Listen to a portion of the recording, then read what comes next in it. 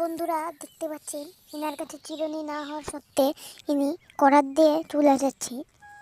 তখনই এই দাদু চলে আসলো এবং তাকে বললো, কি করছো কি করছো?